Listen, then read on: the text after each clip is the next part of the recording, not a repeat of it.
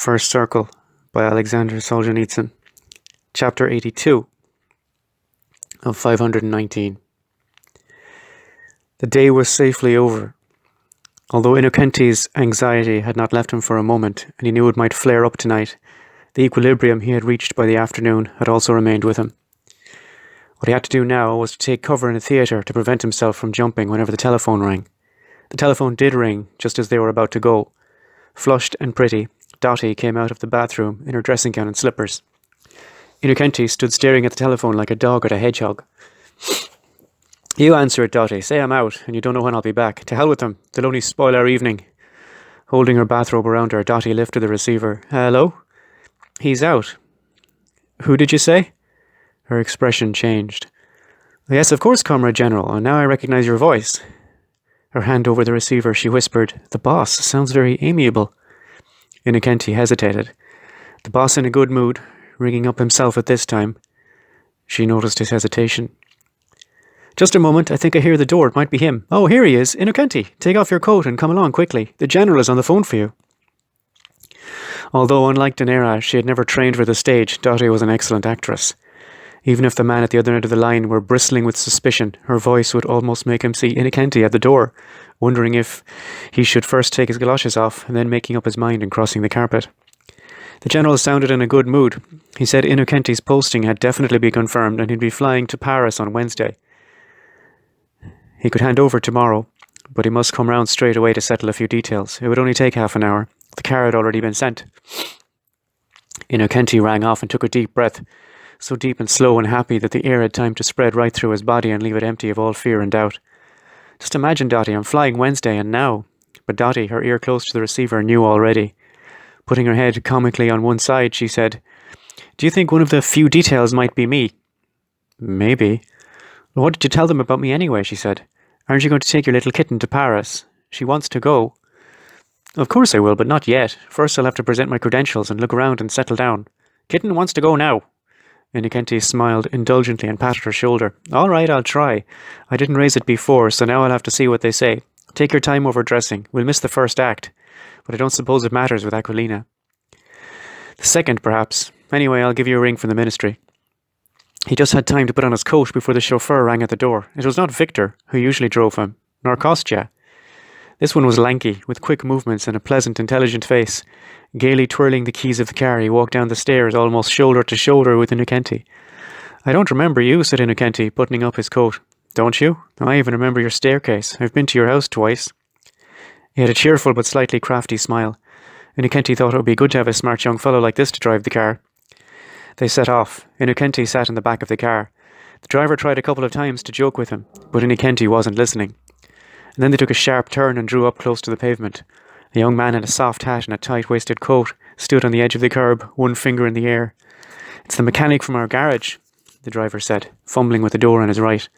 The door had jammed. Something was wrong with the handle. The driver swore within bounds of politeness and said, "You wouldn't let him sit in the back with you, Comrade Councillor. He's my boss, and it's a bit awkward." "Of course," said Innocenti, and he moved aside. Intoxicated, reckless, his mind was on his posting and his visa, not on any danger. A long cigarette between his teeth, the mechanic bent down, stepped into the car, and with a casual, "You don't mind," dumped himself next to Volodin. The car drove on. Innocenti gave him a fastidious glance, but immediately forgot him. Lost in his thoughts, he didn't notice the route they were taking. Smoke from the mechanic's cigarette filled the back of the car. He might open the window. Raising one eyebrow, Innocenti tried to put him in his place. Impervious to irony and not opening the window, the mechanic sprawled back on the seat, took a piece of paper from an inside pocket, and gave it to Innocenti. "Would you mind reading this to me, comrade? I'll give you a light." The car turned into a dimly lit street. It looked like Pushchinaya. The mechanic shone a pocket torch onto the green sheet. Innocenti took it with a shrug and read without taking in the sense. "Deputy Prosecutor of the Supreme Court of the USSR." His head still in the clouds. He could not come out of them to wonder why he was being asked to read something. Was the mechanic illiterate, or couldn't understand what the paper was about, or was he just trying to be familiar? "Warrant for the arrest of," he read, still absent-mindedly. "Volodin Innocenti Arteyevich, born 1919, only now did the meaning pierce him from head to foot and his whole body seemed to fill with a searing heat. He opened his mouth, but before he could utter anything, before the hand with the paper dropped to his knee, the mechanic dug his fingers into his shoulder at the base of his neck and said, "Quiet, keep still or I'll choke you."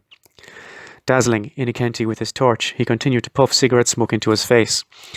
And although he had read the warrant for his arrest, which meant his ruin, the end of his life, the one insufferable insult seemed to Innocenty to be this boorishness, the fingers digging into his arm, the smoke, the light in his face. "Let go," he shouted, trying with his own weak fingers to break free. It had reached his consciousness by now that this really was an order for his arrest, and yet it seemed to him, and found himself in this car and given a lift to the mechanic by an unlucky chance. If only he could break away and reach the chief, the order would be cancelled. He jerked the handle of the door on his left, but it too was jammed, and there was something wrong with this lock as well. "Driver, you'll answer for this. Is this some sort of frame-up?" "I serve the Soviet Union, councillor," the chauffeur cheekily snapped back, using the official phrase. Following the traffic regulations, the car circled Lubyanka Square. It drove around it, as though in farewell, to give Innocenty his last chance of seeing this world with its brilliant lights and its 5-floor mass of the joint buildings of the Greater and Lesser Lubyanka, in which he was to end his life. Cars queued up and moved on at the traffic lights. Trolleybuses crawled, buses honked, crowds milled, and no one knew or saw the victim being dragged away under their eyes. A small red flag, floodlit from below, fluttered on the pillared turret of the Greater Lubyanka. 2 reclining stone mermaids looked down unfeelingly on the tiny citizens scurrying in the square. The car followed the facade of the world-famous building and turned into Greater Lubyanka Street. "Let go, will you?" Innocenty was still trying to shake off the mechanic's grip. The black iron gates swung open as soon as the car pointed its radiator towards them and swung shut the moment it passed. Gliding through a dark stone passage, the car stopped in the yard. The mechanic loosened his grip as soon as they went through and released it when they stopped. Getting out of his side of the car, he said in a business-like voice, "Out with you." It was now clear he was perfectly sober. The driver got out through the door. It wasn't jammed at all, and ordered, "Get out, hands behind your back." No one could have recognised the icy voice as that of the cheeky chauffeur of 10 minutes ago. Innocenty slipped out through the open door of the decoy car, straightened up, and although there seemed to be no reason for him to obey, clasped his hands behind his back. Their manners were a bit rough, but being arrested wasn't nearly so frightening as he'd imagined. He even felt a certain sense of relief. No more fear, no need to resist or think of a way out. It was like a pleasant numbness spreading throughout a wounded body. He looked around him at the small courtyard, unevenly lit by a couple of lamps and by scattered windows on the upper floors. It was like the bottom of a well, with the walls of the buildings rising on all 4 sides. "Don't look behind you," said the chauffeur. "Quick march." In single file, with Innocenty in the middle, passing the impassive MGB men in uniform, they walked through a low archway, down a flight of steps into a lower, darker, covered courtyard, and turning left came to a smart door, rather like the front door of a fashionable doctor's consultant's office. Beyond it was a short passage, neatly painted and brightly lit. The floor was freshly washed and had a carpet running down the middle. The chauffeur clicked his tongue as though to call a dog, but there was no dog. Further down, the passage was blocked by a glazed door hung with faded curtains on the inside. It was reinforced with slats of wood like a fence around a small railway station. Instead of giving the doctor surgery hours, the notice said, "Prisoner's reception." The mechanic rang the bell, an old-fashioned one with a handle that you had to turn. A few moments later, a warder with a long impassive face and sky-blue epaulets and a sergeant's white stripe appeared from behind the curtains and opened the door. The chauffeur took the green warrant from the mechanic and handed it to the warder, who read it with a bored expression, as a country chemist who'd just been woken up might read a prescription, and the 2 of them went inside. Innocenty and the mechanic stood in the deep silence of the corridor in front of the closed door. Innocenty had not even the curiosity to look at the joker in the tight-fitting coat, who fooled him with his play-acting. Perhaps he should have protested, shouted, demanded justice. But he forgot that even his hands were still clasped behind his back. His mind paralysed, he stood staring, spellbound at the notice, "Prisoner's reception." The soft sound of a Yale key came through the door. The long-faced warder called them in and walked ahead, clicking his tongue, as though he too were calling a dog. But there was no dog here either. The corridor was still as brightly lit and as clean as the hospital. On one side were 2 doors, painted olive green. The sergeant opened one of them and said, "Go inside." Innocenty went in. He hardly had time to see that the room had no window and was unfurnished except for a large rough table and 2 stools, when from somewhere beside and behind him, the chauffeur and the mechanic seized him, held him in a 4-armed grip and swiftly went through his pockets. "Let me go," said Innocenty. "How dare you?" He struggled a little, but the knowledge that these men were no criminals but merely officials doing their job deprived his movements of energy and his voice of confidence. They removed his gold watch, 2 notebooks, a gold fountain pen and a handkerchief. He also saw one of them holding a pair of narrow silver epaulets and was amazed at the coincidence of their being exactly like his own. They released him and the mechanic held out his handkerchief. "Take it." "What? After you've had your hands on it?" Innocenty cried shrilly and jerked away. The handkerchief fell to the ground. "You'll get a receipt for the valuables," said the chauffeur, and they left. The sergeant, however, was in no hurry. Glancing at the floor, he said, "You better pick up your handkerchief." Innocenti did not bend down. "They're crazy. They ripped off my epaulets," he suddenly realised as he fumbled under his coat and found them missing. "Hands behind your back," said the sergeant. "Quick march." Walking in the passage, he clicked his tongue again, but there was still no dog. Around a corner, they came into yet another passage. Close together on either side were narrow olive green doors with shiny oval number plates. An elderly drab woman in an army skirt and tunic with the same white stripe as the sergeant came towards them.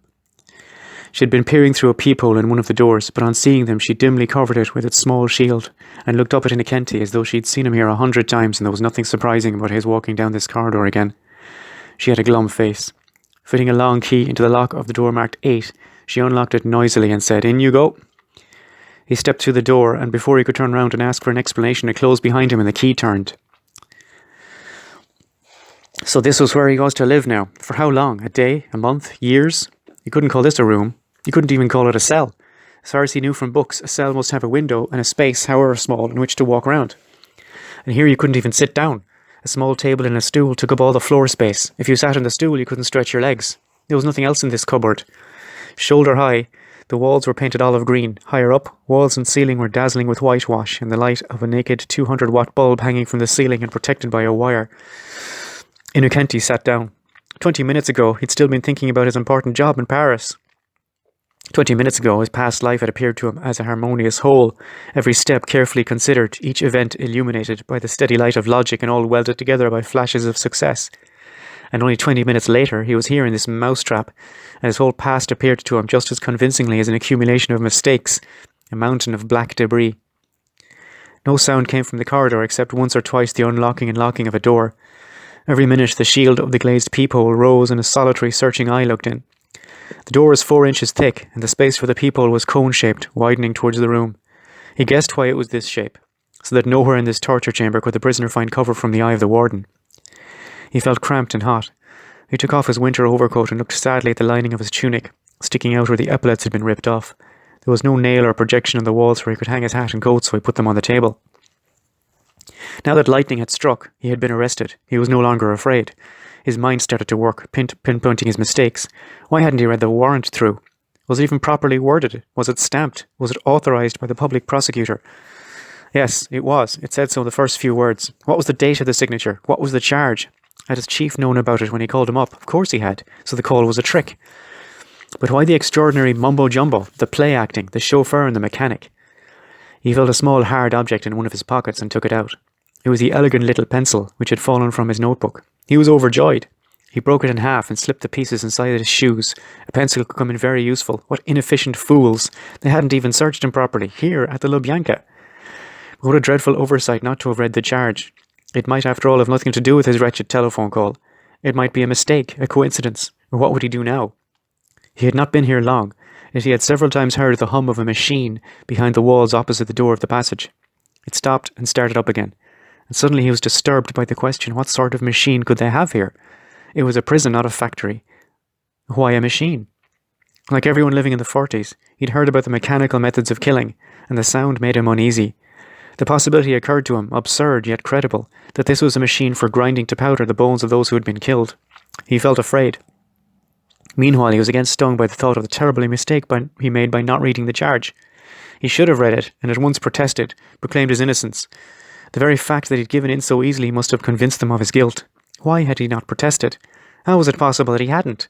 Obviously, the only conclusion they could come to is that he had been expecting and preparing for his arrest. The realisation of that fatal blunder cut him like a knife. His first instinct was to jump up, bang on the door, shout at the top of his voice that he was innocent, and then they had to let him go.